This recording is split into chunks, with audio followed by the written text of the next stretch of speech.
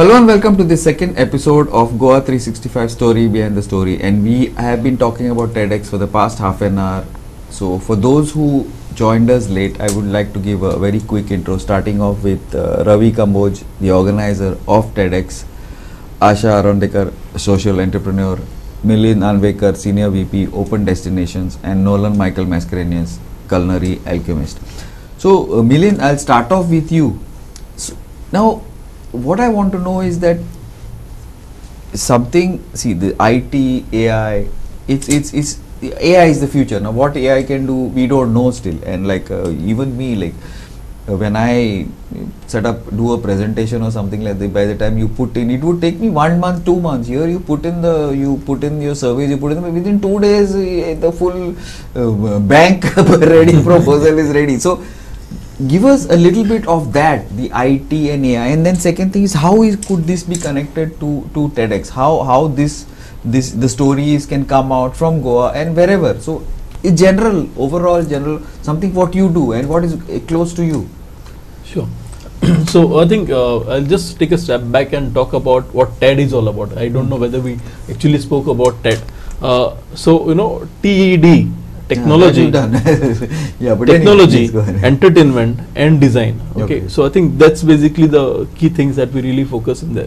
Wherein we talk about stories that are worth inspiring and sharing, right? That's basically what the platform gives you, right? The X there is basically an independently organized event, what TEDx Panjim is all about, right?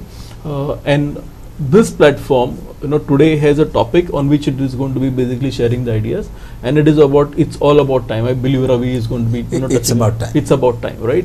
So we will have some very interesting stories that people will share, which we feel are very Goa centric, which is a important part of it. We will have different aspects which will be right from technology to entertainment, different people in different sectors coming and talking about the stories. So there is a team that is worked behind the scenes to make sure they receive the applications, process it, and then curate the final set of people that are going to be then groomed and trained, and they present the final stuff, right? So it's a process, it's a full process of how you go about doing it. And when you talk about technology, right? See, today technology, we sometimes feel AI and things are probably it's new, so there's a lot of hype around it, right? In some years it will be one of the things. Just take a mobile for example. Okay, so when mobile came in, there was lot of noise around. This is something new, expensive. How are we going to get adapted to it? There are senior people who are not comfortable. Smartphones, blah blah blah, right? In academics, it was more about everyone wanting to learn Android and things like that. Today, where are we? It's been one of those devices that everyone uses. Yeah. Do we need to attend any classes to see how to use it? No. A newborn, within 6 months you will see swiping the fingers up, down, left, right, right? Absolutely. So they understand, they know how to click. So they take anyone, grandfather's, grandmother's phone, parents' phone, and they know to do some stuff, right? So even if they're educated, not educated, they know how to use it. UPI, when it came in, there was a lot of resistance, how people are going to do transactions using this. What are we doing today? Right, everyone, right from the fishermen in the market, vegetable markets and all, to the poderi mentioned, everyone's accepting it, right? So I think, see, there is an acceptance of technology, and unknowingly, technology is becoming part of our life. Okay, yes, AI has come up now because it is doing quite a lot of things, right? What does it mean for you? Like in businesses, I see it basically creates a lot of additional bandwidth for me. It creates additional capacity for me, right? So whatever, as you rightly said, whatever I would take maybe a week's time, I can do it probably in a few seconds. Now, I spoke about few of these points in the topic that was given to me at TED itself. But I personally recommend people to learn how to use it. But your point is time. It's about time. So if you take out, it's about the time aspect is something which is what AI can possibly help. I don't know. Yes. Just asking. So while we are talking about AI, right?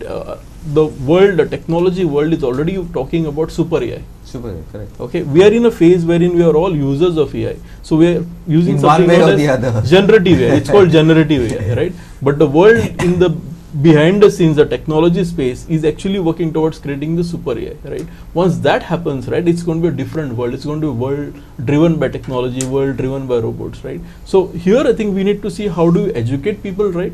how do you learn to use AI? Okay, like for example, if you are getting certain presentation, how do you get it right? Like for example, if I have to get something from a tool, I make sure that I put down my thoughts. There is a structure in which you put it, right? I train my system how to interpret, it knows about me, it knows what I need, and then based on that it will give me what I need more. So I would write 4 pages of stuff to get my 1 page output, right? It's just not about typing and asking and getting what it is. What happens with that is that you are then unknowingly going to become completely dependent on a system, which I think is not good for society, right? So we need to think about it consciously, what will it mean going forward, right? And our newer generation is asking this precise question, right? Why should I learn? Why should I remember, right? Because there is a system telling me everything. There is going to be a big generational gap which you'll find in the workforce. Parenting is going to be a challenge. All these are going to come, and let us not forget in all of this, the security part of it. How secure will be in this particular AI world. Whatever information you ask, it is being stored somewhere. It's stored, Okay? obviously. Where it is being used, you don't know. Similarly, we are talking about AI. You should not be surprised that if you're watching reels, you suddenly start getting reels talking about AI, right? So, talking about TED, you will get some TED videos, right? So you are basically being watched, you are being heard. Things around you, are basically at point of time going to control you. So security is very important. Therefore, education is very important, right? The new age cannot be deprived of these privileges, but how are you basically empowering them the right way? Because you will see security to be a concern. You will see a big generational shift, adaptability, right? Education system requires a revamp, right? And I think when you talk about it's about time, this could be one of the topics. It's about time to address these points as well. And I'm sure some of the speakers could address some of this, right? Yeah. So we are in a phase wherein platforms like this could just inspire a few people to think about some of this. But that is something, sorry to interrupt, but that is something which is exactly what is the issue. It could inspire a few people, but we are not a few people. The point is that, see, let me go back a little bit. Sorry, Nolan, I am taking a little bit of your time. But see, now we are talking about the industrial revolution, right? So many years back. That is a way of AI, but mechanical AI, because it compartmentalized industry, it compartmentalized how things could be done. So that guy, he starts his career as a machinist, doing that one particular part, and till he retires. That's what he does. So is AI going to make that type of a class of people, or is it going to wipe out a certain class of people, and it will keep only the few who have the ability to put the prompts in, because the donkey work is going to, is that what is going to be? Yes. Can I interrupt you then? Yes. I want to go back to Milind. Yeah. So this is, I'm just going to give you an example. I used to live in Wellington, and Park Studio was there, who made the entire film Avatar. Okay, so I knew a few people who were part VFX wala. Yeah, VFX. So there was this one guy who I interacted with. He worked on the project for 1.5 years, and his contribution on the screen was 1 minute. That's it. That's all. Because the CGI he took him 1.5 years. So the same, answering example, they will be very specific, trained. That's people, my point. We'll be doing that. It's a very interesting thing. Actually, because I wanted to bring sorry, I would be, because see, now even I used to do photo, now I don't get time, but so we used to shoot in RAW, right? So in RAW, Photoshop, you standardize a few, like first 10 things, now AI right up till the I think 1,000 thing is going to do it on its own. You just put in the prompts. Exactly. I want this, I want this, I want this, I want color graded. So where is the composition? Where is what? I don't know. So this is very interesting. I love AI personally. Okay, me too. It's that's not the point. It does. Like we are doing our cameras. Exactly. And I'm a big advocate for it. Yeah, but how will it affect general populace? That's what I want. The thing is, what's very interesting to understand is anything that is used for the betterment of yourself at the moment is always a plus. If you abuse it, you're always going to get into the negative.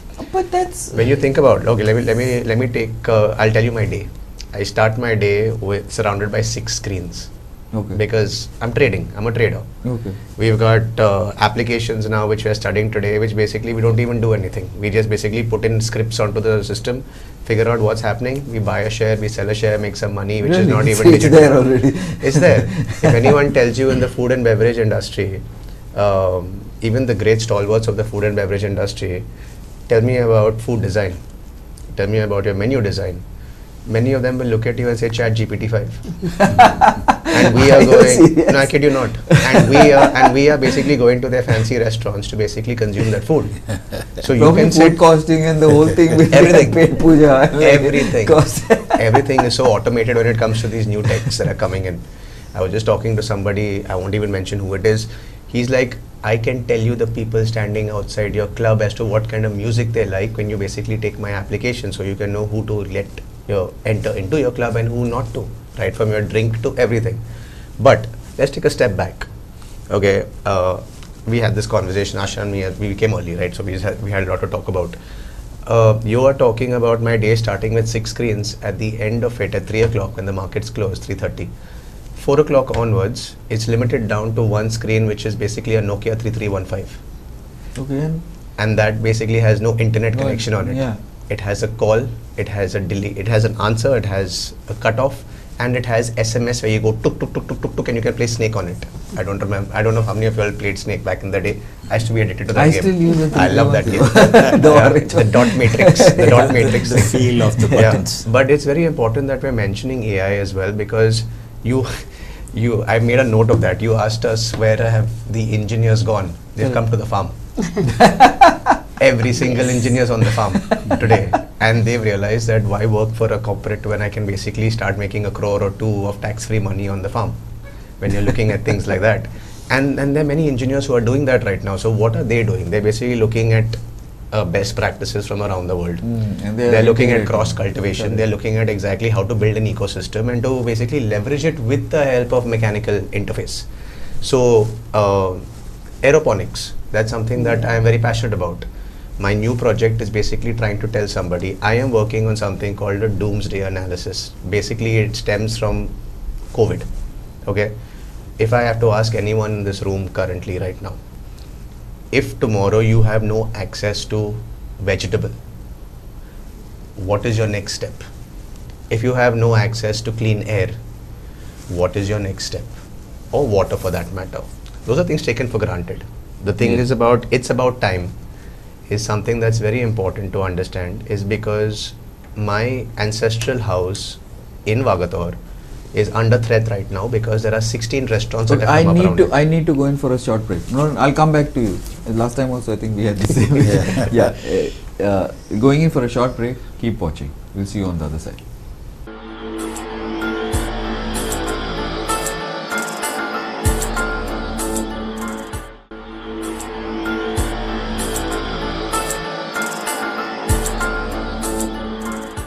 Welcome back.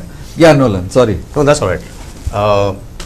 Look at the bare necessities. You talking about Vagator? I'm talking about Vagator. Yeah. You know exactly what's currently happening over there with Yes. everybody coming down into Vagator and basically opening fancy restaurants and accommodations.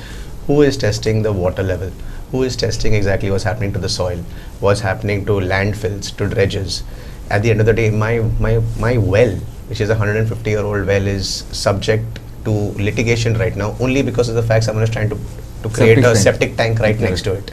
Who's addressing You see, those I points? think that's the story of everybody's life, literally. Right, but no one wants to address it, right? The point is, there is always a plus and there is a negative, but tomorrow if I have to go down to doomsday scenario, and that's many of the people I'm talking to right now, and it is a whole industry that is talking beneath this entire concept. They're not talking about it upfront, because the ones who are smart in their head, they're like, let's go buy a small piece of land, let's start cultivating our vegetables so that tomorrow we don't have to rely upon any of these industry fed things, and basic simple things like, let me do a vegetable plan for 1 year, so tomorrow in case something does take place out here, then what? I started an apiary. The reason I started an apiary is because I was looking at the entire extinction chart levels of bees. A bee is so important for us in our day-to-day lives. People don't realize exactly the power of that bee. It is basically said that, and I have done the math, it's correct. It is basically said that if all the bees perish on the planet, we basically have You 6 don't months have to live. any trees and whatever. We have 6 months to live. As a human species, we don't know. That we'll have to figure out. Okay, that is, if we live to see that day, great. But that's my take on it's about time. You know, like when you're talking about it's about time, there are many multiverses out here. You know, Asha talks about something else, Milind talks about the IT part of it. You know, there are so many things. And as an advisor, And Ravi holds it all together. Exactly, yeah. They're like Doctor Strange. Exactly. If I can just get into this, Yeah. your concern about jobs, right? You know, like for example, No, I was just saying one generation, because now he's from Bagator, I am from Parra. This Kalangu, that full constituency, one generation has disappeared because of Brown and all that thing. It's just disappeared. Good families, they are like, I don't know where they are. I think Nolan will know, because Bagator is They're still all in happening. Darban. In our area, Parra, Kalangu has become less. But anyway, yeah, sorry. No, I think, like I always advocate responsible AI, you know, because yes, there are possibilities of misuse, but let's see the impact of it. And you're absolutely right. I think fear that everyone has today is, will I lose my job? Okay, and let's not fool people around by saying no. Okay, no, if you don't adopt to AI, right? Evolve. There are going to be tremendous job losses, and you're seeing the news in But at a certain level. Yeah, like let's see. I don't know, just like ask for me. example, say the banking sector, and I give this example. You know how it has transitioned. Like when there was an attempt to introduce ATMs, right? There was a lot of resistance because people will lose job, and it happened. It happened. But new jobs got created. During pandemic, you'll realize that, you know, with UPI and stuff coming in, people also stopped going to ATMs. You know, a lot of things actually happen with the digital transactions. A lot of things will get disturbed there. Now we talk about the techies, you know, who are creating AI. You know, what are they doing? They're creating tools which will replace them. That's what I was Exactly, going to say. right? That's So- exactly what. That's exactly so you what. see a lot of changes, like the BPO industry. You're going to create tools and automate things which will replace a lot of Already, come and see our. So some of the jobs that exist today will not exist going forward, but new jobs will get created. Okay, the mantra going forward is going to be do more with less, right? So if you are able to deliver with 100 people certain amount of stuff, okay, you don't want to reduce the number of people there, because obviously reduce. if you reduce, then you can basically reduce on your cost. But if I can get that entire stuff I'm doing with 100 people to be done by 50 people using some of the AI powered tools, I have my 50 people bandwidth to do something more, right? Service more clients, develop some new products, right? So there are going to be different aspects of how people see. One, you may want to just reduce my cost. Okay. Second, you may want to basically figure out more ways of generating revenue, new verticals for you to explore into, right? So while jobs will be, you know, changing or probably disappearing, some new set of roles will definitely come in. Like prompt engineering is something that, you That's a know, new people thing, have to learn, so that, you know how to Data use the mining system. also. But data right? mining also, AI can do better probably than So humans. today, even in colleges, you will see we are offering AI as a subject. Going forward, it will not be, because it will be embedded into other subjects. You know, by default, it will be part of it, right? But coders will disappear, will die. See, coders, why this is happening, again you have to understand, is because today, if you go in an engineering college and see how many of them really like coding, okay, and you'll be surprised to know it's a big number of people who don't like to coding, and they don't want to do that as a long-term career, right? So we have a problem, because if in an industry, if you have 80% requirement of programmers or coders, and then the other one is for, you know, people who will test and service and support and things like that, if you're going to supply exactly the opposite, then there is an imbalance, right, in the ecosystem, and it's not going to work. So if you're not going to get programmers, you're going to use these tools to supplement that, right? People said that, okay, I don't like coding, I will do testing. Today that entire job is getting automated. Correct. Right? Tomorrow you're also going to use AI tools and, you know, see how you can do that much better than what you're currently doing. Quicker. So those jobs are also going to go, right? BPO jobs, you will probably see with some of the AI and automation coming in, you will see a lot of, jobs will VOs lost there. and all that automatic. Yeah, so it may not happen immediately, but in the long term. So I believe it's time for us to start accepting that there is a wave of change that probably is coming in. Can we adopt to it? Can we learn through that? And how do we make sure that, see, there is a big set of generations. If you see now, even if you see in this room, there might be, you know, different sets of generations that are there. And a new guy coming into this, the alphas and the Gen Zs and all different name millennials, all the names that you give to these people, we coexist.